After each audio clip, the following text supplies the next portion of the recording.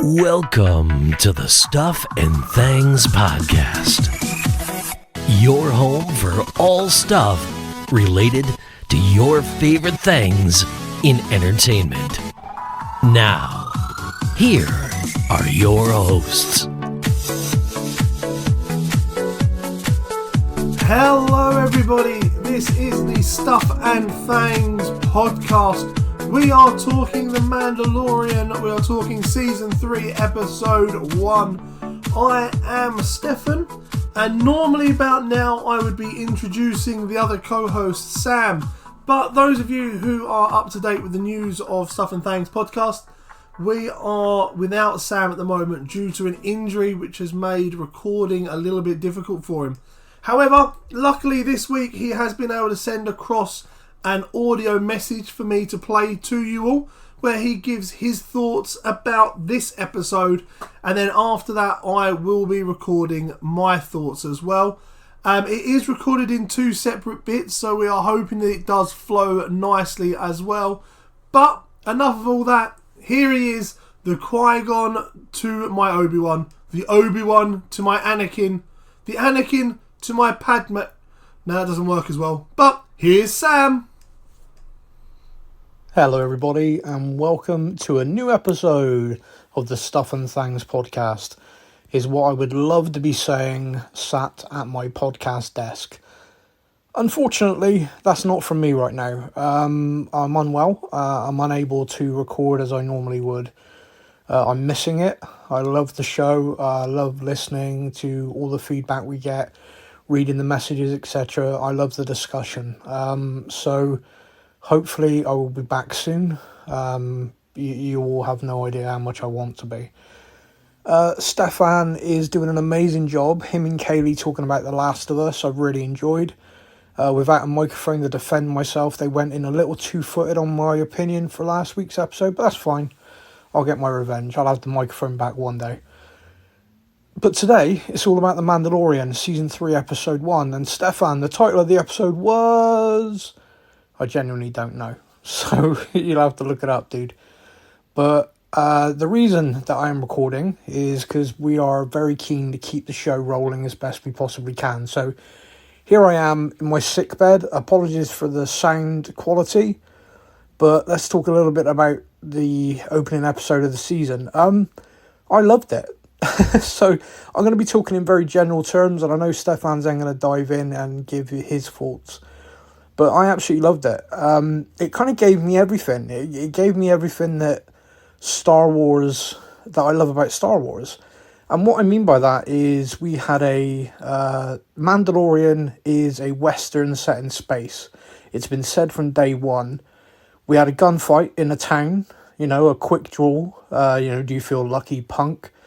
We then had a space dogfight. We were seeing the new Starfighter, which Mando got in the Book of Boba Fett.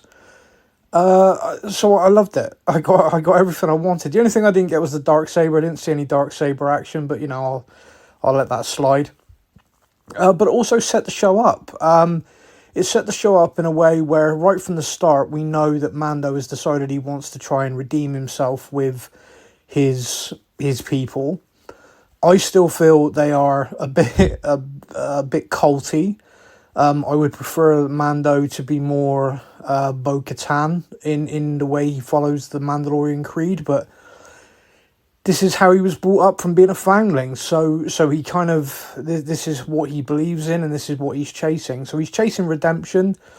The opening scene where he takes down a giant creature is badass. It seems to be a running theme with the Mandalorian series. Think of the opening episodes to both Season 1 and 2. But yeah, loved it, loved the opening. I love the fact we kind of get straight in setting up a quest. We know with Mando, whenever he's off on an adventure, he then has side quests, and that's what we get. I honestly, the one thing in the episode, and Stefan, please dive in on this, the one thing in the episode I didn't fully get is the droid. We know Mando doesn't trust droids, but I don't think it was explained very well why he wants a droid to go to Mandalore. As I'm saying this, is it possible because he thinks the planet's toxic because of all the rumours?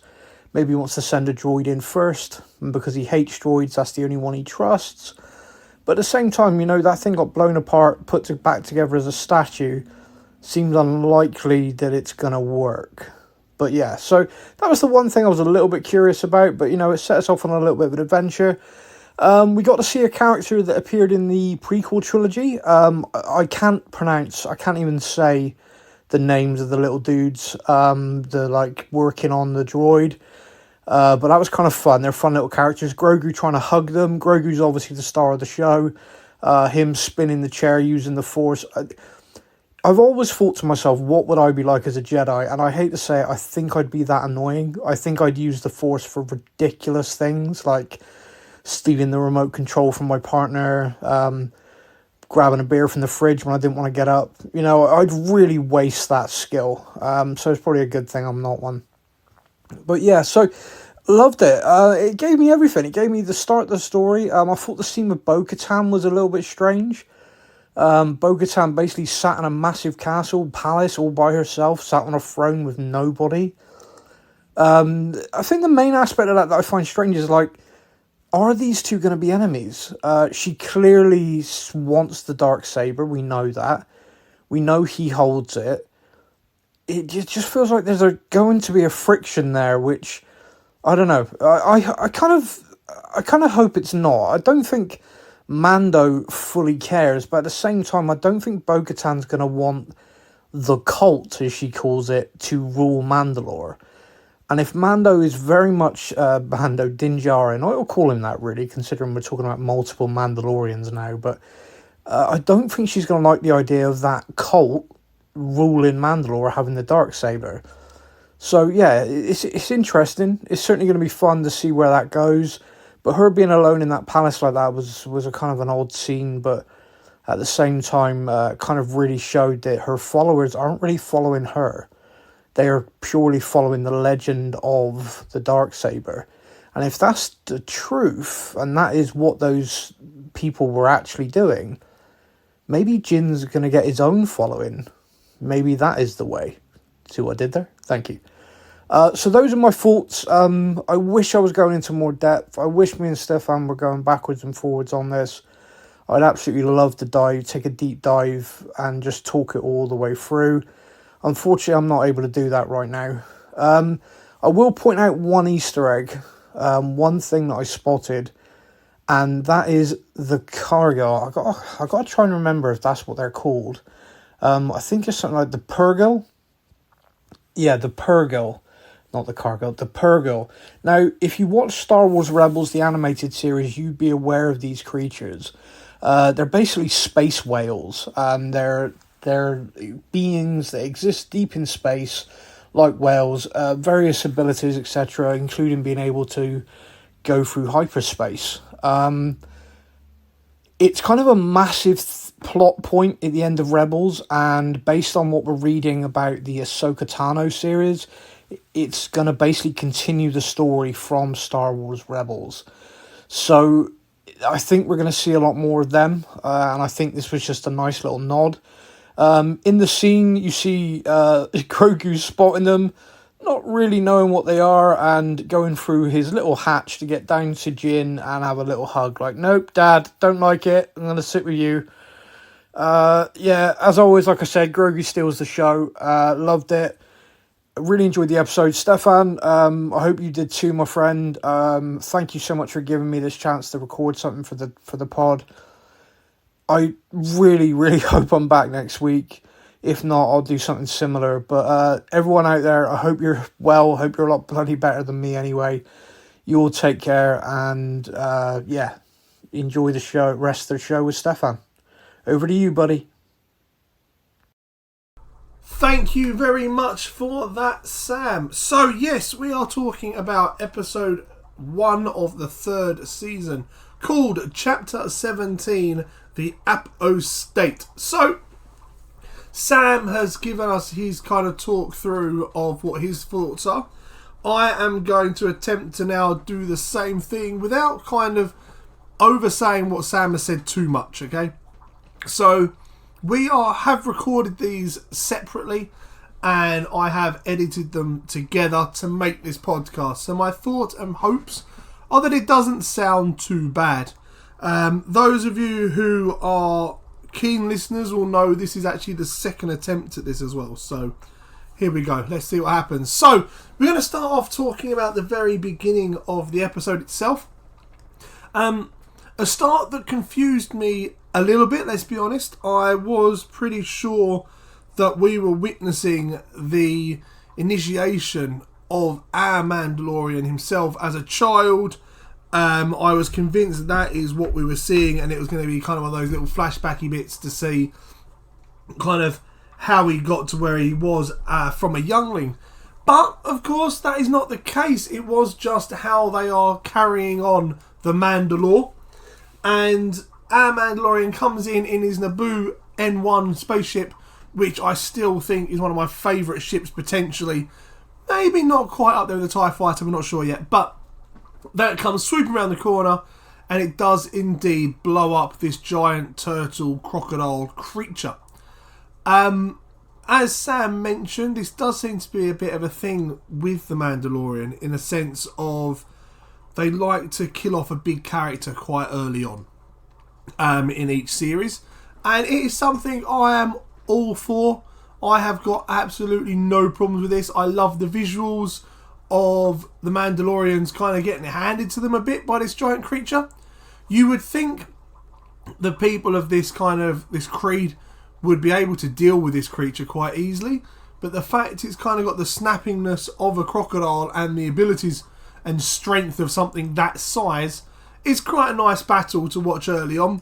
And of course the Mandalorian, after he has saved the day, gets to go and talk to the armourer. Now, little Grogu is of course with him, and I've seen a lot of things online about Grogu and the start of this season, and it does appear to be very much a split bag on this. So either you absolutely love Grogu and you don't think he can get enough screen time, or you're the complete opposite side, in which case you think he's had enough screen time and actually he is starting to distract from the story. Me, myself, I think that's absolute rubbish. As Sam says in his little bit he sent in, you know, using the Force to push the chair round and round. That is what I would be like. That is me down to a T there. And I'm pretty sure if you ask any kind of young child if they had the Force, what sort of things would they do with it? It'd be very much similar to what we were like as children. You know, it'd be, can I get the remote control from the table over there? Now, I'm 32 years old. I am still known for not being able to walk through an automatic door without using the Force to open it.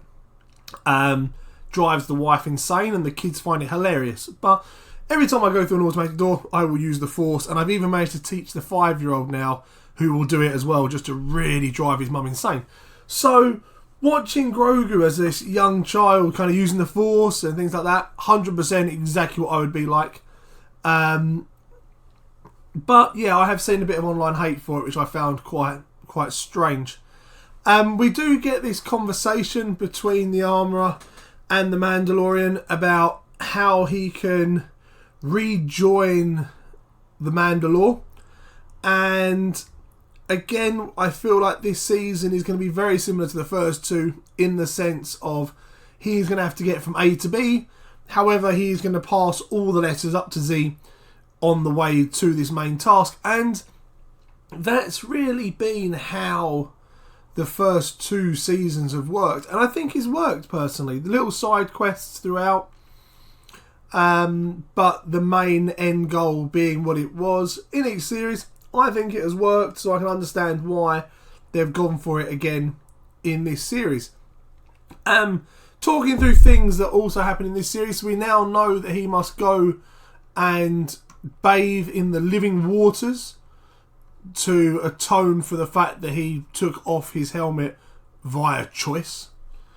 He also now knows he must go to Mandalore, and that the place itself is poisoned, completely destroyed. He does meet Bo-Katan in the Mandalorian castle on a planet which is suspiciously like Earth. When he first came into land, I was trying to work out what country was what, but hey ho, apparently not quite our Earth. But he now knows that Mandalore is apparently poisoned. And this leads to a fun scene with IG-11, the statue. As we know, that is the only droid he has ever trusted. And at one point in this episode, he actually calls the droid his friend. That was a bit of a surprise, I'm not going to lie. Didn't see that coming. But, hey, you know, that is what it is. We know IG-11 self-destructed himself, as we see in the previously on at the beginning. And there has now been a statue built for him by Greef Karga. Now, we also do meet Greef Karga again. And we realise that he is now in a very prosperous town. They want to become the best free trade in the sector. Doesn't come without his problems with pirates, of course. Pirate Coxswain and his gang. As Sam touches on, we do have this kind of Western theme. And with this, we see it even more so with the kind of showdown at noon kind of idea. You can't drink there, it's now a school. Are you going to cause trouble? Sort of thing. It builds up. And we see the Mandalorian is still just as good with his gun as he was before. And to be fair, Greef Karga, not a bad shot himself. They allow Coxswain to leave. And Greef Karga is convinced that, you know, this is the kind of, you know, he'll go and tell them, don't worry about it. They'll know this is a respectable place now. As soon as I saw that, I thought, well, that's not the last that we have seen of those. That is for sure. But, alas, we kind of come back to that a bit later on. So at the moment, we get the little creatures that are going to try and put IG-11 back together. However, unfortunately, IG-11's memory chip is completely fried and he goes straight back to the must exterminate poor Grogu. A fun kind of scene as the Mandalorians just called this guy his friend, who's now trying to kill his adopted child, maybe, on this one. So yeah, that's a fun thing. And then in the end, that's what they call using your head, as the droid saves the day. Another droid, so a Navarro, a copper droid, is kind of saving the day here. Maybe you should take that droid with him instead, we don't know. But he's said, if I can find the parts, can you repair my friend? And this is where we kind of come to our first side quest of the show already. So we now know that he's going to go off and try and find these parts. Upon leaving the area, we do have the pirates come back again. Now this, for me, is probably the sequence of the episode. Those who have listened to the podcast before know I absolutely love a dogfight in Star Wars. Me and Sam have even played the Star Wars Squadrons game together, and it is just fantastic to watch these kind of dogfights happen, but with the upgraded ships and things like that of Star Wars always make me really happy. The fact that he uses like the asteroids and things like that to hide is very clever. Visually is absolutely stunning as well to watch. You know, he's hiding behind the rocks and then you see a ship go past and just blow up. Knowing that the Mandalorian's done it and knowing that it's his fighting skills in the air that are doing these is what I just loved it. Eventually though, he is outgunned, comes up to the big ship, outgunned completely, and there's a bargaining to be done. Of which the Mandalorian then teaches young Grogu his first lesson. It's not his first lesson, but a lesson that he teaches down. You never trust a pirate. Hits the warp, and they are out of there at hyperspeed. Which leads on to one of the things that Sam again did speak of, and that is the fact that we have now met, for the first time in this, the space whales. Now, these space whales have been seen before in the Rebels. However, this is not a show that I am aware of. I'm aware of it, I've not watched it myself. I'm still working my way through the Clone Wars. So to see the Purrgil, for me, they are massive space whales that can travel through space and through hyperspace. Now, Din is kind of flying along. He seems to be asleep. Grogu is awake. And at the time, he's kind of looking around. He sees these out the window. And when he sees them, he's kind of very much like, what are these? This is very new to him, surprising to him. He doesn't know what they really are. I am most certainly going to go back and watch Star Wars Rebels to find out more about what the Purrgil are. At the moment, just awesome space whales. I do like the fact that he then kind of crawls down and hugs up to the Mandalorian Din, just for a bit of safety. So I thought that was pretty cool. The bits of fun I like to always add is that it's actually Jimmy Kimmel's nephew Wesley who plays the young Mandalorian, the youngling, who is being initiated at the very beginning of the episode. So there's my little bit of fun trivia for the episode. But yeah, that is a kind of nice quick go through of this episode. As I say, we are doing this podcast a bit different to normal, with me kind of recording a part on my own and Sam recording a part on his own as well.